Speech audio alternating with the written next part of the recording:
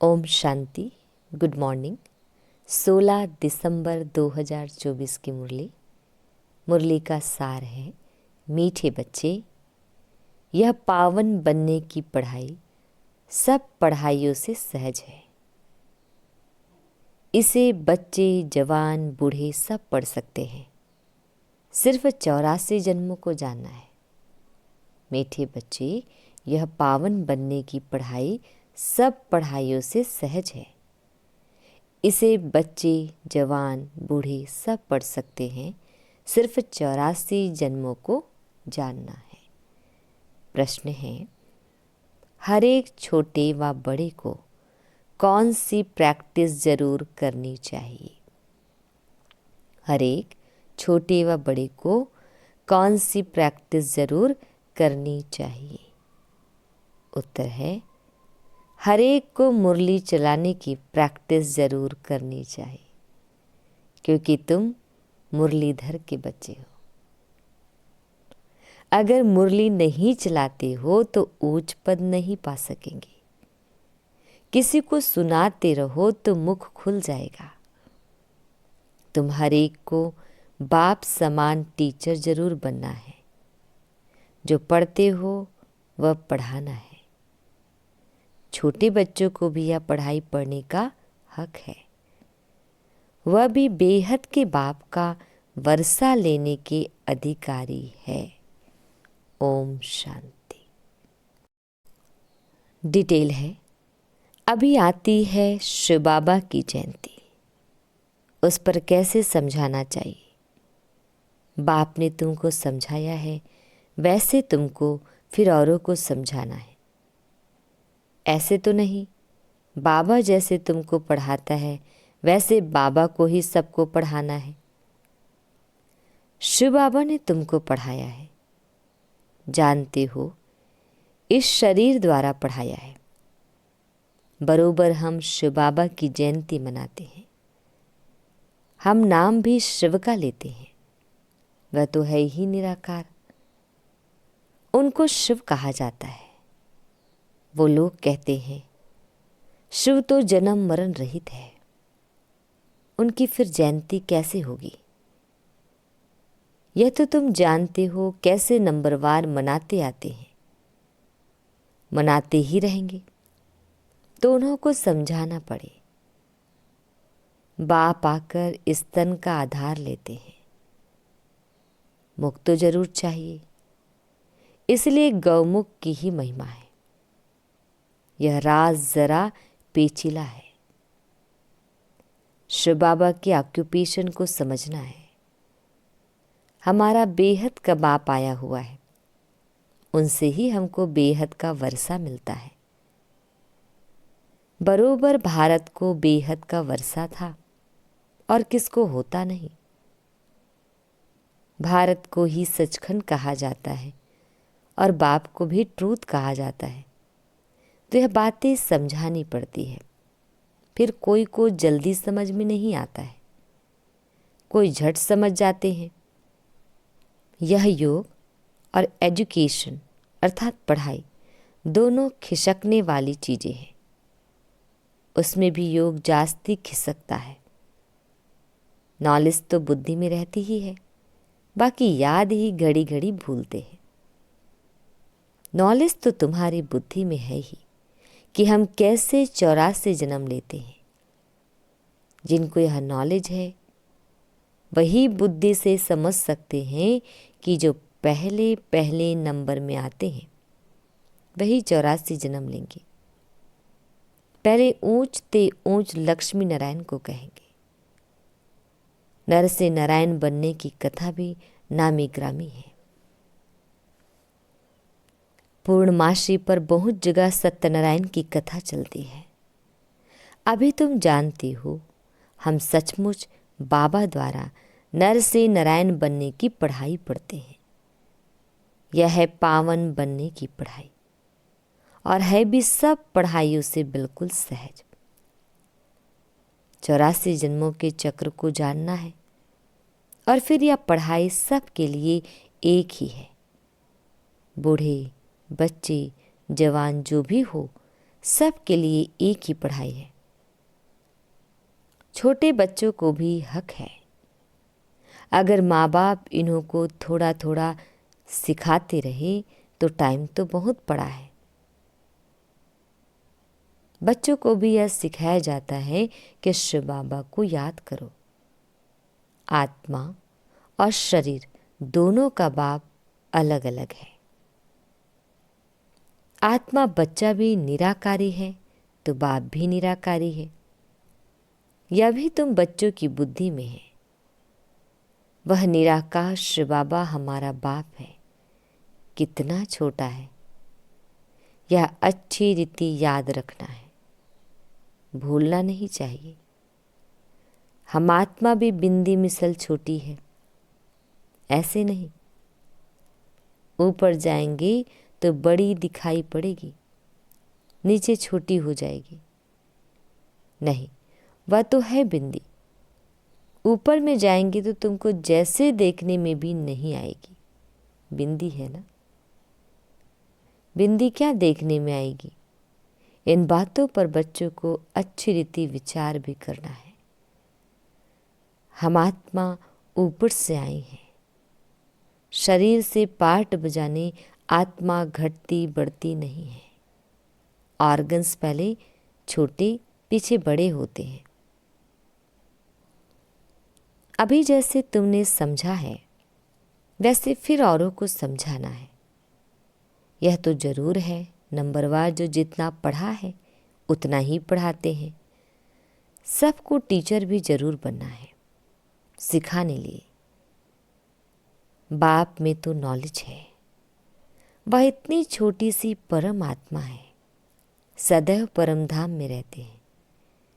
यहाँ एक ही बार संगम पर आते हैं। बाप को पुकारते भी तब है जब बहुत दुखी होते हैं। कहते हैं, आकर हमको सुखी बनाओ। बच्चे अब जानते हैं, हम पुकारते रहते हैं, बाबा आकर हमको पतित दुनिया से नई सतयुगी सुखी पावन दुनिया में ले चलो, अथवा वहाँ जाने का रास्ता बताओ।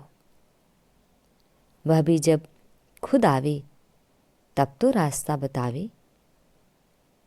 वह आएंगे तब जब दुनिया को बदलना होगा। यह बड़ी सिंपल बातें हैं, नोट करना है। बाबा ने आज यह समझाया है, हम भी ऐसे समझाते हैं। ऐसी प्रैक्टिस करते करते मुख खुल जाएगा। तुम मुरलीधर की बच्ची हो, तुम्हें मुरलीधर जरूर बनना है। जब औरों का कल्याण करेंगे तब तो नई दुनिया में उच्च पद पाएंगे। वह पढ़ाई तो है यहाँ के लिए, यह है भविष्य नई दुनिया के लिए। वहाँ तो सदैव सुख ही सुख है। वहाँ 5 विकार तंग करने वाले होते ही नहीं। यह रावण राज्य अर्थात पराये राज्य में हम हैं। तुम ही पहले अपने राज्य में थे। तुम कहेंगे नई दुनिया, फिर भारत को ही पुरानी दुनिया कहा जाता है। गायन भी है, नई दुनिया में भारत। ऐसे नहीं कहेंगे कि नई दुनिया में इस्लामी बौद्धी, नहीं। अभी तुम्हारी बुद्धि में है, बाप आकर हम बच्चों को जगाते हैं। ड्रामा में पार्ट ही उनका ऐसा है। भारत को ही आकर स्वर्ग बनाते हैं। भारत ही पहला देश है। भारत पहले देश को ही स्वर्ग कहा जाता है। भारत की आयु भी लिमिटेड है। लाखों वर्ष कहना यह तो अनलिमिटेड हो जाता है। लाखों वर्ष की कोई बात स्मृति में आ ही ना सके।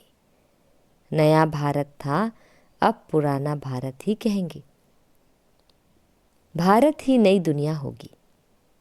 तुम जानते हो, हम अभी नई दुनिया के मालिक बन रहे हैं।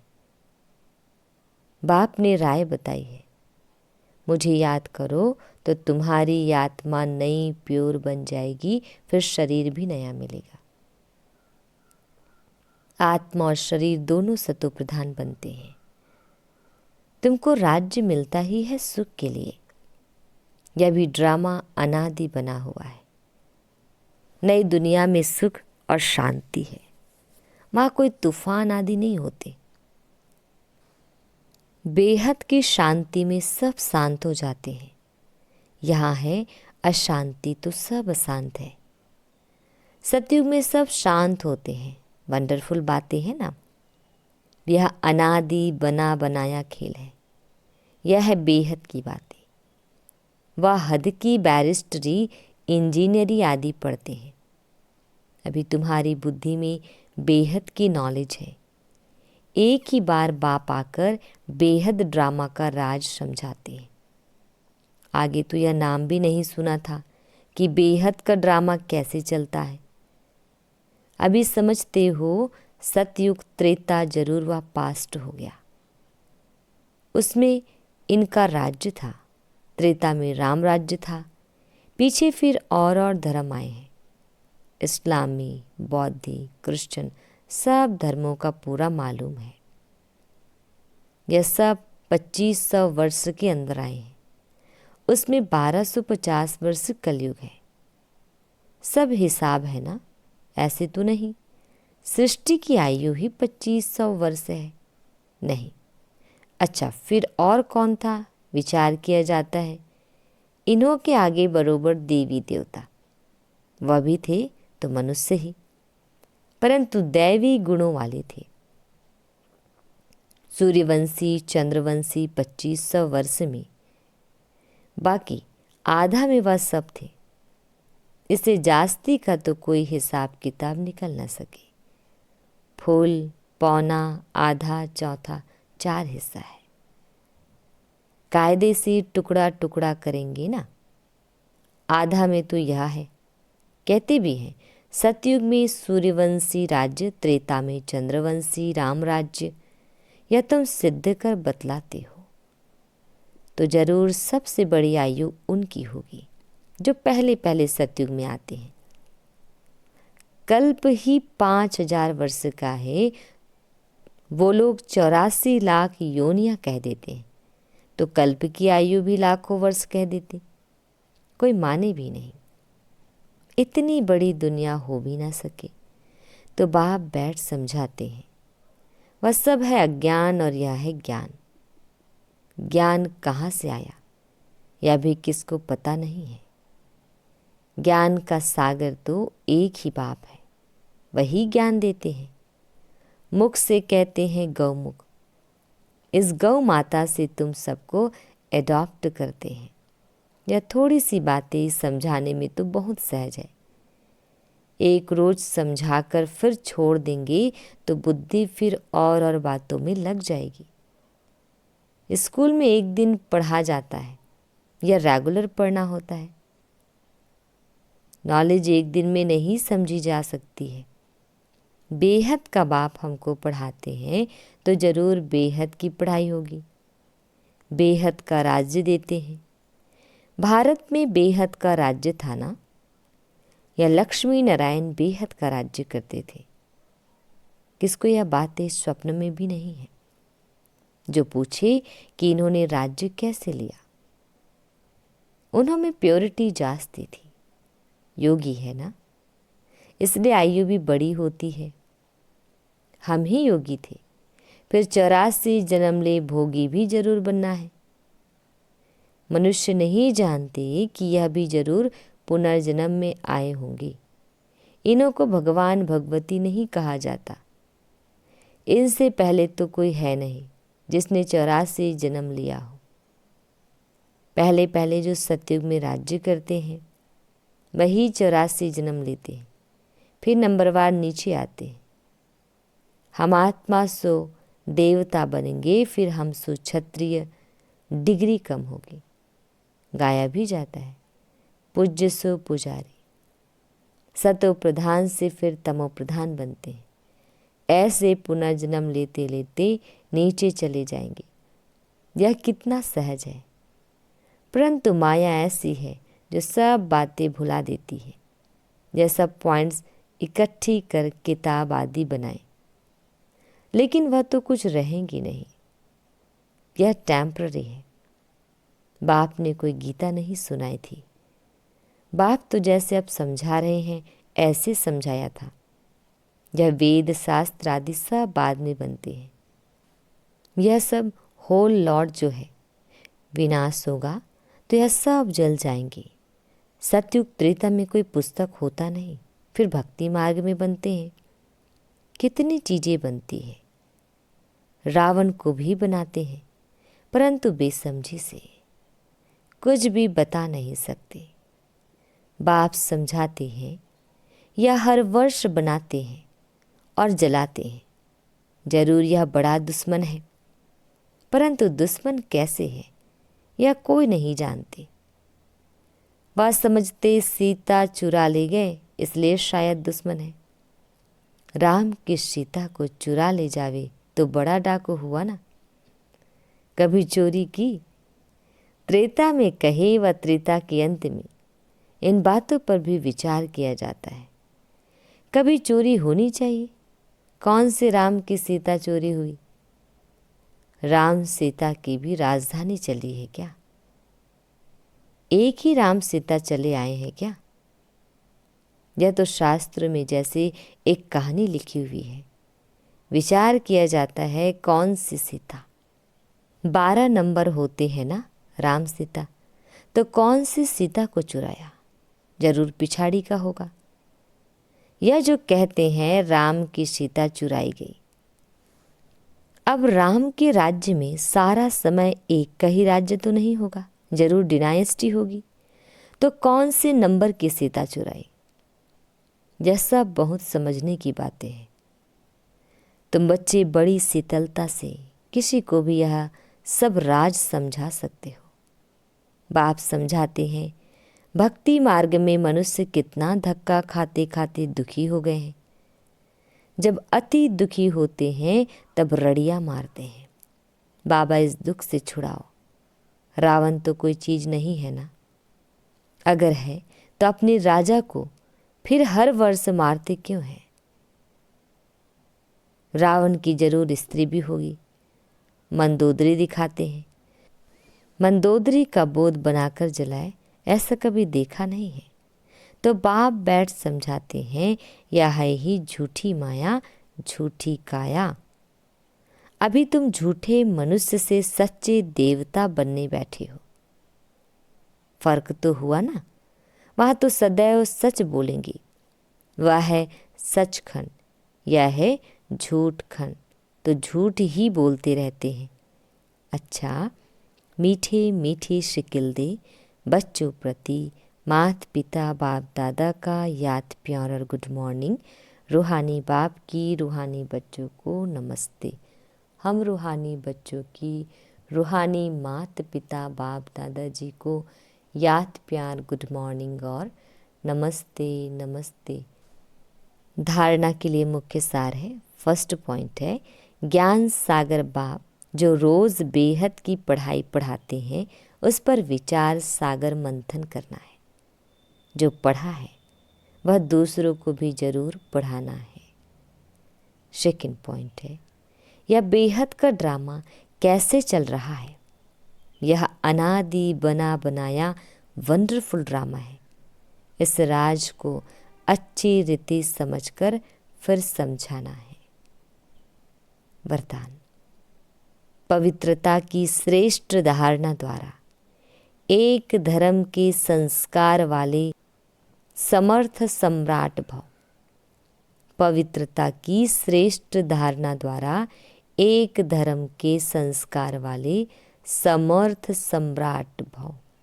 डिटेल है आपके स्वराज्य का धर्म अर्थात धारणा है पवित्रता। एक धर्म अर्थात एक धारणा। स्वप्न व संकल्प मात्र भी अपवित्रता अर्थात दूसरा धर्म ना हो, क्योंकि जहाँ पवित्रता है वहाँ अपवित्रता अर्थात व्यर्थ व विकल्प का नाम निशान नहीं होगा।